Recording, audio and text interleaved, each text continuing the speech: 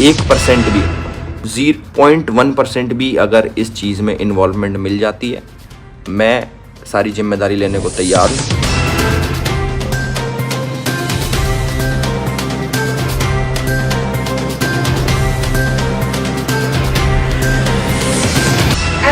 एल्विश एल्विश चारों तरफ एल्विश की ही धूम मची हुई है।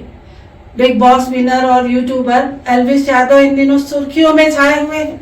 हो भी क्यों ना, साहब ने काम इतने बड़े बड़े कर डाले हैं।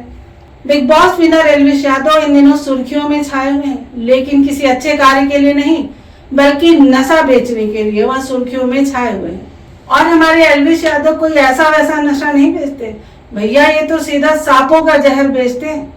इनका काटा तो पानी भी ना मांगे।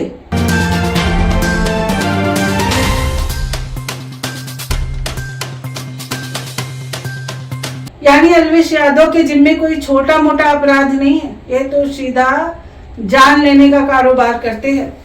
जहर ही बेच डाला इन्होंने अब तो।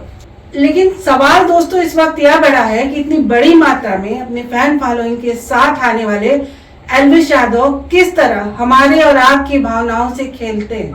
इन जैसे लोग कभी राम का नाम लेकर, कभी सनातन धर्म का नाम लेकर के अपने अपराधों को छुपाने का कार्य करते हैं।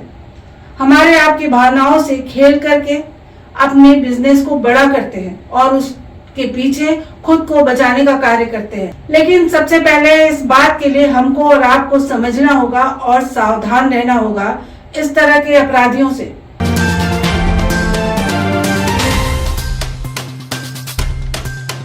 अब एक बार फिर आते हैं एल्विश यादव पर।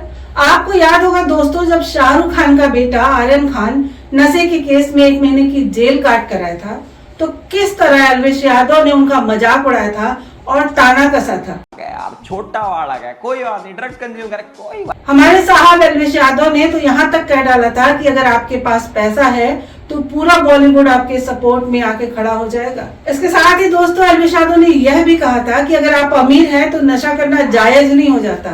दरअसल इनके कहने का मतलब यही था कि नशा करना जायज नहीं है, नशा बेचना जायज है।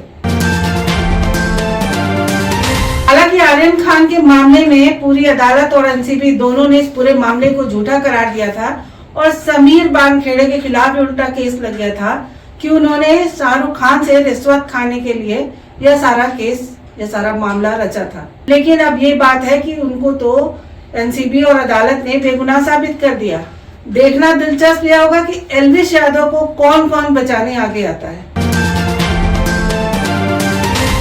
यूं तो इन दिनों शाहरुख खान का एक ट्वीट भी ट्विटर पर काफी ट्रेंड कर रहा है, जिसमें शाहरुख खान ने लिखा था कि कर्मा नाम का एक होटल है जहां मेन्यू तो डिसाइड नहीं है, परंतु आपके कर्मों के अनुसार आपको फल जरूर मिलता है।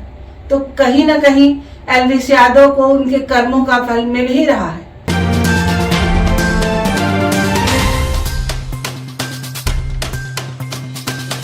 दरअसल दोस्तों एल्विश यादव किसी मामूली से केस में नामजद नहीं हुए हैं। इनके खिलाफ जो एफआईआर कराया गया है वह बेहद संगीन मामला है। इनके खिलाफ एफआईआर कराने वाली पीएफए संस्था की मालकिन मेनका गांधी, जो बीजेपी की सांसद भी हैं, उन्होंने कराया है।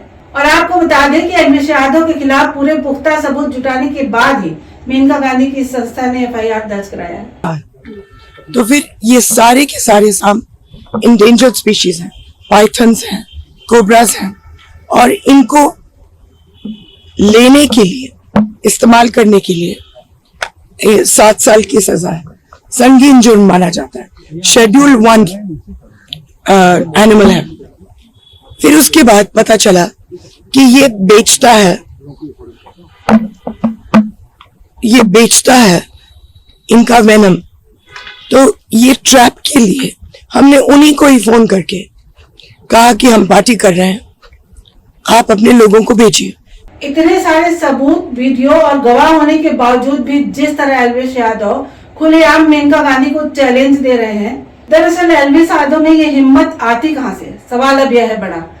तो हम आपको इन तस्वीरों के माध्यम से दिखाते हैं कि ये हिम्मत इनके अंदर आई कहां से, जो इन्होंने मेनका गांधी को चैलेंज कर डाला।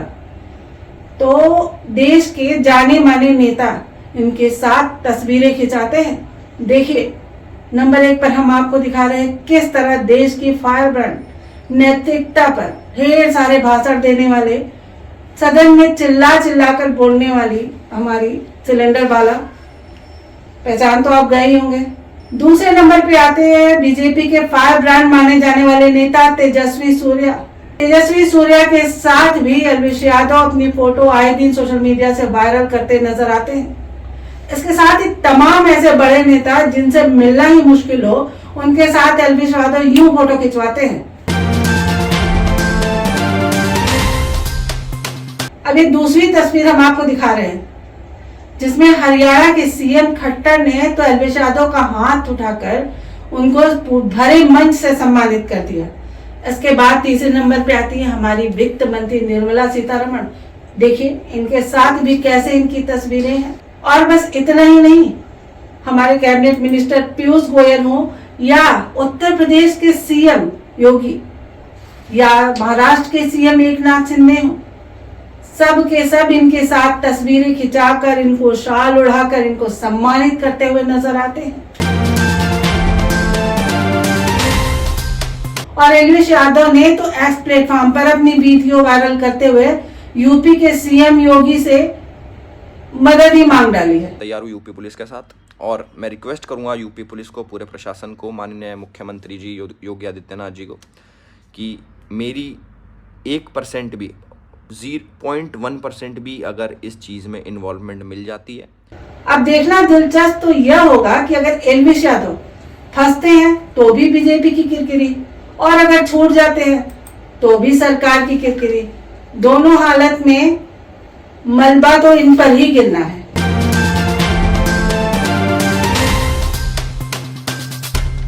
लेकिन सवाल यह उठता है कि इतने बड़े केस में क्या अलविश यादव को बचा लिया जाएगा, जहां साफ साफ गवाह और सबूत, 5 गवाहों ने अलविश यादव का नाम लिया है। ऐसे में क्या अलविश यादव बच जाएंगे, जब छोटे से छोटे केस में, ताजा उदाहरण आपने देखा होगा दिल्ली में आम आदमी पार्टी के नेता जिन्हें केवल नाम लेने के तौर पर जेल भेज दिया गया।